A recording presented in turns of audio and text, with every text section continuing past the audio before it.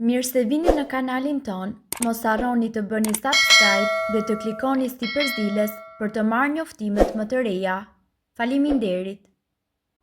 Përzjeni mjalt me arra dhe do shëroni një nga problemet që prek pothuajse të gjithë njerëzit.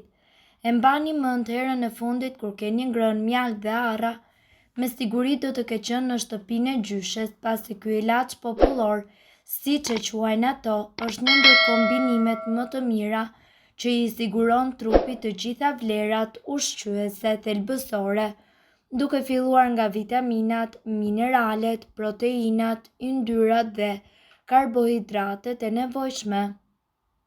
Përgatitja nga ana tjetër është njëkohësisht shumë e thjeshtë. Përzjeni gjysmë kilogrami arra dhe gjysmë kilogrami mjalt të papërpunuar. Mundet që t'i shtoni edhe lëng limoni. Këtë përzierje duhet që ta konsumoni 3 herë në ditë para konsumimit të vakteve. Mjalti me arra janë dy ushqime që jo vetëm plotësojnë, por edhe përmirësojnë vlerat e njëri tjetrit. Ul tensionin e gjakut. Rekomandohet që të përdorni 100 gram arra dhe 100 gram mjalt çdo ditë për 45 ditë me radhë. Siguroni që të keni furnizim të bollshëm të këtyre produkteve dhe mbani mend që arrat kanë një efekt laksativ. Ndihmon me anemin dhe gjakun. Përzini 500 gram mjalt me 500 gram arra të grira dhe lëngun e një limoni. Sipas preferencës mundet që të shtoni deri në 3 limon. Vendoseni masën në një enë qelçi. Merrni nga një lugë gjelle 3 herë në ditë gjysmore para çdo vakti. Forcon imunitetin. Mund të merrni sasi të barabarta të mjaltit dhe arrave dhe t'i përzjeni ato së bashku. Shtoni copa limoni ose thjesht lëng limoni. Në këtë recetë zakonisht përdoren arra të njoma, por në vende të ndryshme përdoren edhe arrat e pjekura. Piqeni arrat në forn në një temperaturë prej 150 gradë Celsius për disa minuta. Shija e tyre du të shumë fishohet dhe nuk do t'ju pritet që të konsumoni më shumë. Lehtëson dhimbjen e kokës. Ky kombinim shëron në dhimbjen e kokës, ndaj në vend që të merrni ilaçe, konsumoni 1 deri në 2 lugë gjelle me mjalt dhe arra çdo ditë. Kjo recetë do t'ju vi juve në ndihmë edhe në rast se ju vuani apo keni probleme me pagjumsinë. Gjithashtu, edhe nëse keni probleme si ulçëra në stomak, mjalti dhe arrat janë një ndër zgjidhjet më efektive. Merrni 20 gram arra të grira dhe hidhini në ujë të valuar. Kullojini dhe përfitoni një lëng të ngjashëm me qumshtin. Shtoni 2 lugë me mjalt dhe pini 2 deri në 3 lugë gjelle çdo gjysmore përpara çdo vakti. Shkencëtarët kohë më parë kanë treguar që përmbajnë dozë të madhe të vitaminave dhe mineraleve të rëndësishme, kështu që veprojnë pozitivisht në organizmin e njeriut. Ndërkaq, përbërja e tyre ndihmon që të shëroni shumë sëmundje të rrezikshme. Për të përmirësuar punën e organeve të brendshme dhe të gjithë sistemin, do të duhet që më shpesh të hani mjalt me arra. Do t'ju bëj një dobi të madhe edhe në qoftë se ju do të jeni nën stres emocional apo nëse punoni me punë të rënda fizike. Kur ham rregullisht mjalt dhe arra në organizmin ton, ndodhin këto ndryshime. Nëse keni vuajtur nga dhimbja e kokës, do t'ju ndihmoj në përmirësimin e saj. Normalizon punën e sistemit të tretjes. Për të zgjidhur problemin me kapsllëkun më shpesh, hani këtë përbërje të ëmbël. Ndihmon në këndelljen e shpejtë nga lindja. Mjalti dhe arrat janë të pazëvendësueshme për shëndetin e femrës, sepse përmbajnë substanca të cilat përmirësojnë qarkullimin e gjakut. Për forcim të imunitetit. mjafton që për ditë të hani një sasi të vogël të kësaj përbërje. Mjalti dhe arrat stabilizojnë çrregullimet metabolike. Rekomandohet të hani më shumë artikuj të tillë gjatë punës intensive të trurit, të cilat përmirësojnë përqendrimin. Arrat përmbajnë përbërës të cilët të zbusin në dhimbjet reumatike. Gjatë periudhës dimërore imuniteti do bësohet, prandaj trupi është më i ndjeshëm ndaj infeksioneve të ndryshme. Forconi organizmin me këtë përbërje dhe ruani shëndetin tuaj.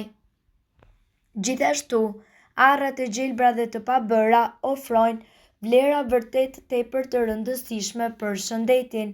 Në qoftë se ju bashkoni arrat e gjelbra me mjalt, ju do të arrini që të përgatisni një shurup me vlera të mirëfillta shëndetësore. Ky kombinim i fuqishëm krijon mirëqenie fizike dhe energjike.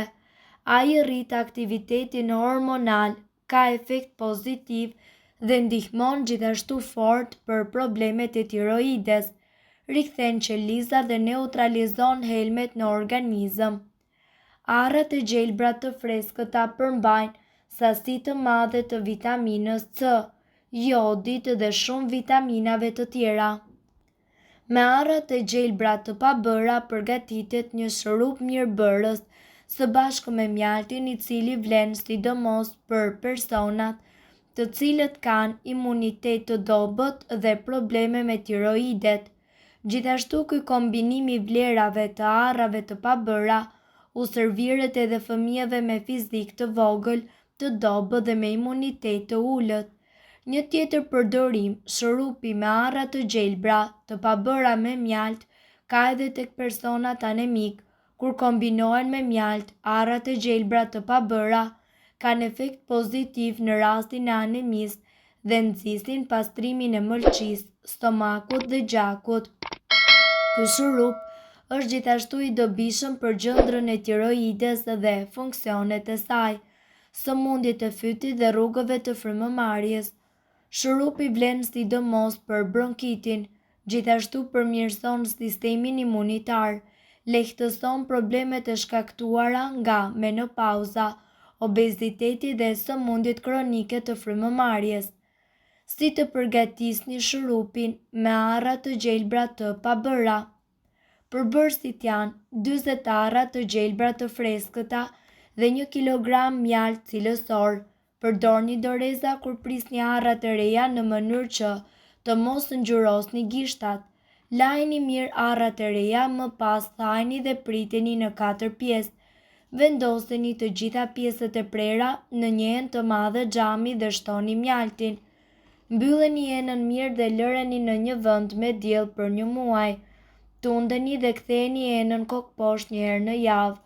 Arrat do të çlirojnë për mbajtjen e tyre shëruese, duke i dhënë mjaltit një ngjyrë të errët. Madje trashësia e mjaltit do të hollohet sapo të përfundoj periudha prej 1 muaj. Ju duhet i hiqni pjesët e arrave nga ena. Lëngu që përftohet është shërim për organizmin. Ruajini shurupin në një zonë të errët dhe të freskët. Gjatë ditëve të nxehta mund ta ruani edhe në frigorifer, por jo në ngrirje. Konsumimi. Doza për të rriturit është 1 lugë çaj në ditë, mundësisht në mëngjes me stomakun bosh. Për fëmijët mbi 5 vjeç deri në 10 vjeç mund të përdorni gjysmën e dozës së të rriturve. Mirë po, duhet të dini se këto informacione nuk kanë për qëllim të zëvendësojnë ilaçet e përshkruara nga mjeku. Para se të përdorni këto receta të mjekësisë alternative, ne ju sugjerojmë që të këshilloheni më parë me mjekun tuaj.